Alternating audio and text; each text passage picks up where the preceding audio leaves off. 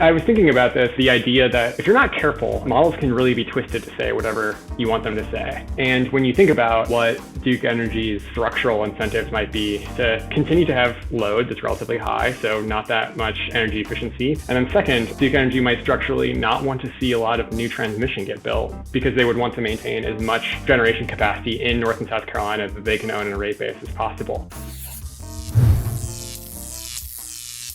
Hey, Jeannie, who's our guest today? This morning we have Tyler Fitch from Synapse. Good morning, Tyler. Morning. Morning, y'all. How are you doing? Good. How are you doing? Doing good. Happy to be on the show. How are things in the DC Synapse office? They're good, yeah. Right now I'm the only employee, but I think we're always expanding, so I'm excited to get more. But yeah, it's feeling good this morning. Cool. Awesome. So what are we talking about today? We are talking about the North Carolina Carbon Plan proceeding, which I just flew back from on Tuesday, so it's very fresh in my mind. What's North Carolina trying to do? Yeah, it's really interesting. So North Carolina passed this law in 2021 called HB 951, which more or less committed the Utilities Commission there and the state to planning for a zero carbon electricity system, which is a huge deal because even in 2020, Duke Energy, which is the biggest utility there, was planning for something like 12 gigawatts of new gas. So planning for zero carbon is much different than where we are now. And part of HB 951 included this provision for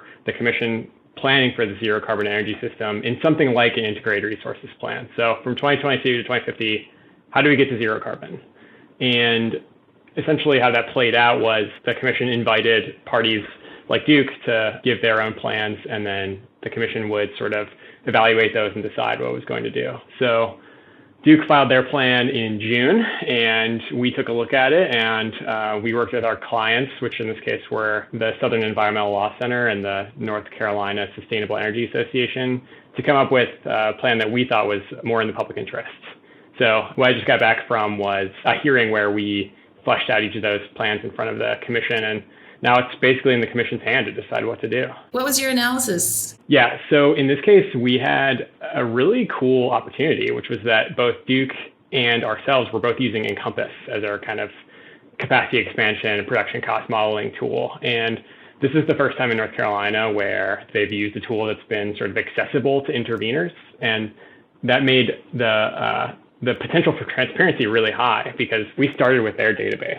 So the exact same specification of the system that Duke did, we were able to use the exact same requirements for what looks like reliable energy, all that kind of stuff. But we were able to make kind of reasonable revisions to things like cost and availability to better line up with what we thought were sort of real world conditions or projected conditions. It's funny, Duke's analysis showed that the things that Duke is good at, like building gas plants and building things like nuclear, are what we're going to need to get to least cost zero carbon energy.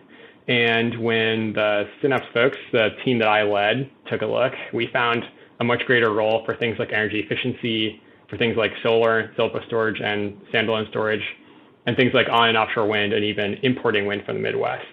So yeah, I think it's pretty common what we see kind of across the country in terms of what least cost decarbonization looks like, which is we've got these low cost technologies today, and there's ways to really capitalize on the low cost zero carbon energy they give. And because we were able to use Duke's own specifications, Duke's own sort of configuration for their system, we were able to put together, I think, a really compelling story of, what a zero carbon North Carolina could look like that really works in ratepayers' best interest.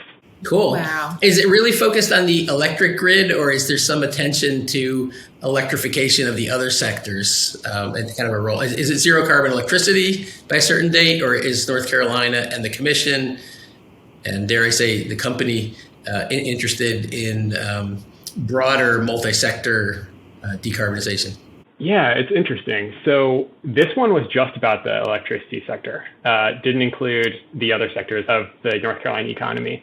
But the fact is that whenever you're doing one, you need to think about the others. And so things that Duke Energy in this case wanted to include in this model were high availability of zero carbon hydrogen supply, and the ability to use offsets in the later years of the plan, and also a load curve that didn't really include electrification. So especially those first two, using hydrogen and using offsets, in terms of economy-wide decarbonization, what I think most people say is we need to use those for the hardest to decarbonize sectors like industry. That's where offsets and hydrogen make the most sense. But for electricity, where we have lots of options, we should use the options we have and not resort to those kind of like last-ditch efforts. So, well, especially as you get further into the future, the notion of offsets becomes particularly problematic, right? Because if everybody's zero carbon, like where are these offsets coming from? Yeah, and we kind of had this really interesting conversation on the stand between what the sort of Duke witnesses were saying and what I was saying. And the Duke witnesses were kind of saying, well, why don't we build a couple gas plants, and either the zero carbon hydrogen is going to come and bail us out, or offsets are going to bail us out. And the point that the Duke witnesses were making was, well, at least one of those is going to work, so why don't we just go ahead and try this? And I think I looked at the same facts and came to a different conclusion, which was, well, if neither of those works out, then we're going to have a stranded asset on our hands, and ratepayers don't deserve to have their money sort of thrown away like that.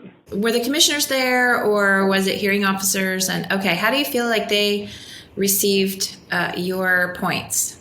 Yeah, great question. The North Carolina Utilities Commission has kind of a Herculean task ahead of them. HB 951, that bill I talked about, charged them with essentially doing this zero carbon 28-year plan through 2050 and finishing it by December 31st, 2022. That's a statutory deadline, so they need to figure out their plan in the next 3 months, which that's difficult. And in the midst of all that, I think Duke Energy is about to file their first multi-year rate case that they're going to file in October, so in the next month. And the commission has been hard at work at even defining the parameters of what multi-year rate making is going to look like.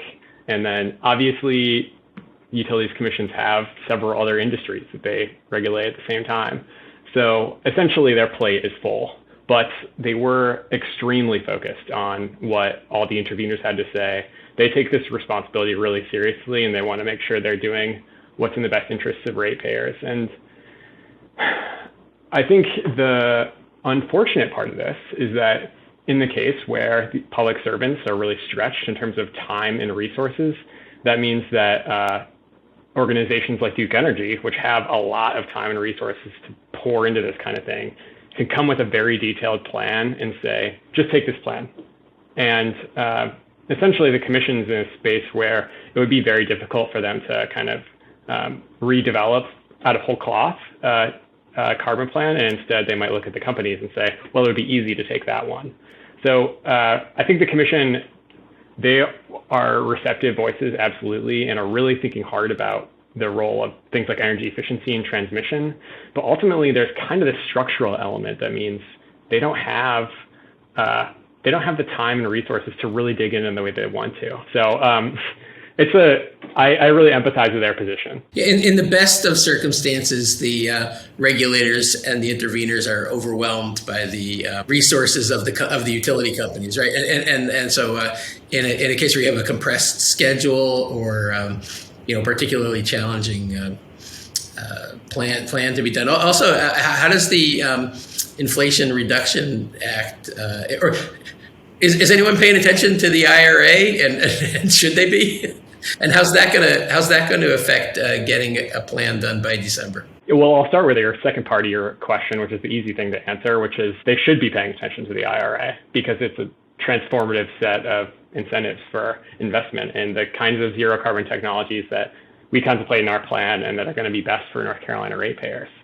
But in this case, the ability to integrate it in a really technically robust way means people need to be working quickly. So obviously, folks have been at work on their respective carbon plans, and we finished up our modeling, I think, in July. So that was before the IRA was passed or had even sort of assumed its final form, which meant it was difficult to include in our modeling, but we could do so sort of qualitatively and say, look, these technologies clearly have even more upside now than they did before, and they deserve to have kind of like a heavier role in what this carbon plan ends up looking like. And it's funny, Duke Energy, there's one particular witness that loves to use this phrase that they need to snap a chalk line, which is a reference to how you cut drywall. You snap a chalk line and you cut along that line. So he often says at a certain point with modeling, you need to snap a chalk line to say, all right, we're done measuring and we're going to cut now. And they of course want to snap that chalk line before the IRA. But, the carbon trade advice that I always got was that you can measure twice and cut once. So my thinking is it's really in the benefit of North Carolina ratepayers, and I think of the commission, to take another look and say, based on the IRA being present, like, shouldn't solar plus storage and storage technologies, for instance, play a larger role here? Like, shouldn't we see heat pumps kind of rolling out in a new way? I think it's going to be transformative. And the really hard part of this is action plans for IRPs take 5 years to implement, that type of thing.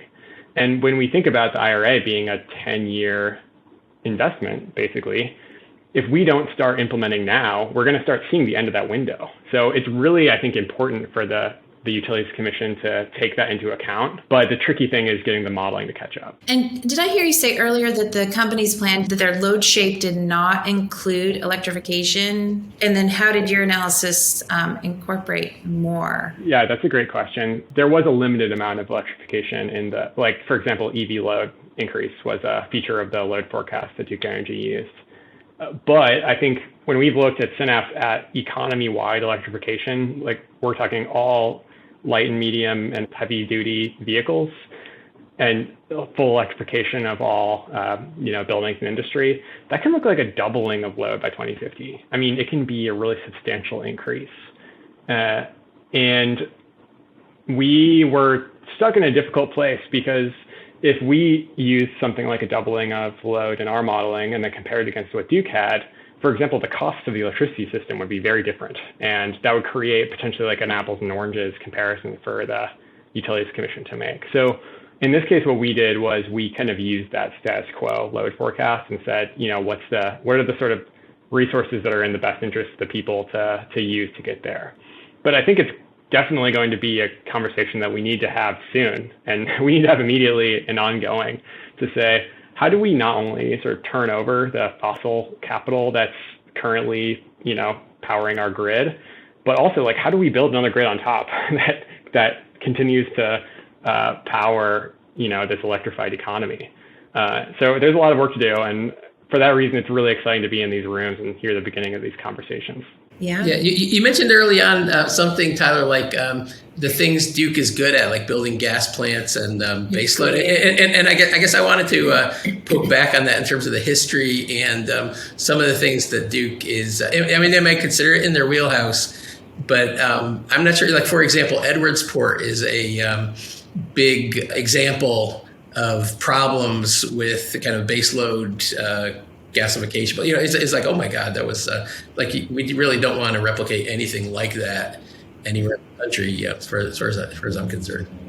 Totally agreed. And I was thinking about this in preparation for this call, kind of the idea that modeling, if you're not careful, if people aren't careful about their inputs, models can really be twisted to say whatever you want them to say.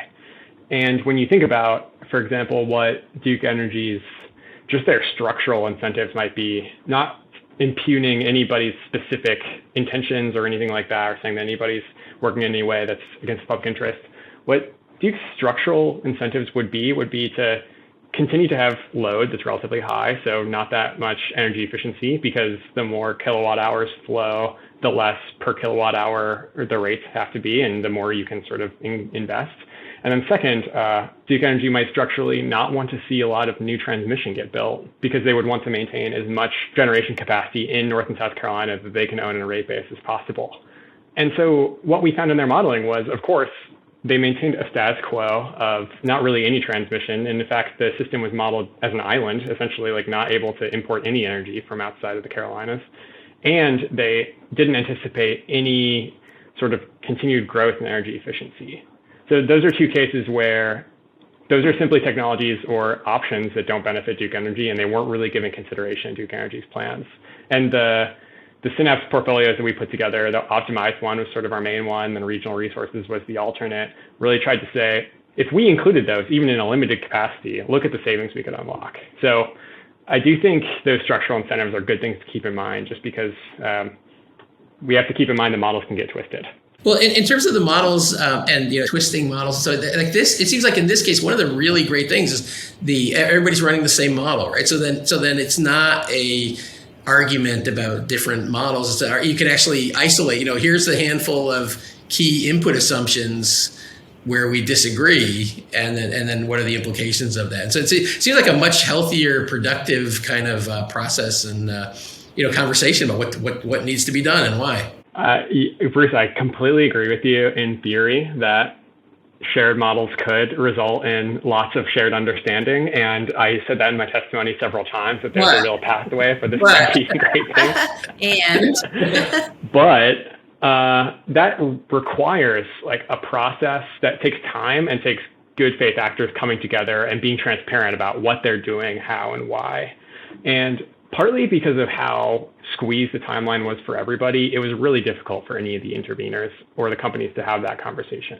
But also, for example, our team got the Duke Energy Encompass database 60 days before we had statutorily to turn in the results of our study. What we found, and I said this in testimony, what we found when we sort of booted up the model that we got from Duke is that it didn't work. It actually didn't run because there was an upload and download issue, which can be a completely honest mistake, right? I mean, there's translation that happens when you upload and download something from a site and all that kind of stuff. But there were a couple other sort of stumbling block type things that impeded our ability to really understand and tinker with the guts of this thing.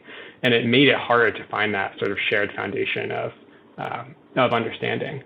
But the thing I'm really encouraged by is that the commission was really keen on this and asked many of the interveners several questions and was looking for ways to put together a process that would lead to that shared understanding you're talking about. So I'll say at the end of 2022, the 2022 process, I'm hopeful for 2024. Well, this has been a really great conversation, and it's jam-packed with all kind of interesting stuff. And thanks for being on the show. It's really nice to see you. We're looking forward to seeing you sometime in the Cambridge office. That sounds good. Yeah, it was great to talk about this, and looking forward to talking more soon. All right. Cheers. Bye, Tyler. Thanks. Bye. All right. Thanks, all.